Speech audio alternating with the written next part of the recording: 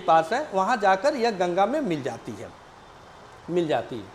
गंगा की यह एकमात्र ऐसी सहायक नदी है, गंगा की एकमात्र ऐसी सहायक नदी है जो पठारी भागों से निकलती है, मिल जाती है। इसकी कुछ सहायक नदियाँ हैं, जैसे रिहंद हो गया, अरुण हो गया, ये सब इसकी सहायक नदियाँ हैं।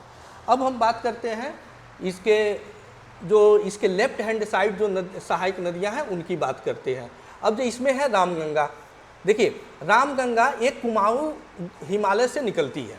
यहाँ पर दूधातोली एक पर्वतीय भाग है, वहाँ से ये रामगंगा का उद्भव होता है। यह उत्तराखंड में बहती है। उत्तराखंड में इसी के किनारे जिम कॉर्बेट नेशनल पार्क स्थित है, जो जिम कॉर्बेट जो भारत का पहला नेशनल पार्क है।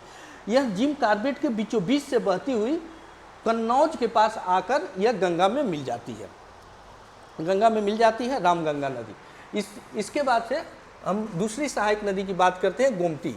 यह गोमती नदी देखिए एकमात्र ऐसी नदी है जो किसी पर्वतीय और पठारी भागों से न निकलकर, इसका उद्गम न होकर एक मैदानी भागों से उद्गम होता है।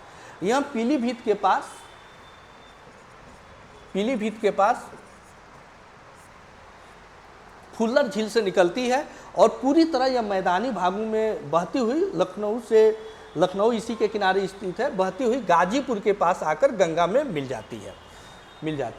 तो ये गोमती नदी हो गया। गोमती नदी के बाद से हम देखते हैं घाघरा नदी देखिए यह नेपाल और तिब्बत के सीमा से निकलती है। इसके बाद से यह निकलती है नेपाल में, इसको करनाली के नाम से जाना जाता है, नेपाल में करनाली के नाम से जाना जाता है। इसके बाद से यह उत्तर प्रदेश में प्रवेश करती है, उत्तर प्रदेश के बहराइच जिले में यह प्रवेश करती है।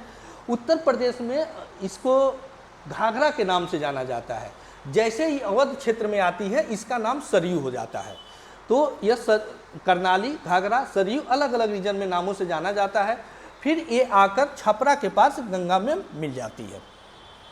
तो ये घाघरा नदी हो गया। घाघरा नदी के बाद से अब बात करते हैं गंडक नदी।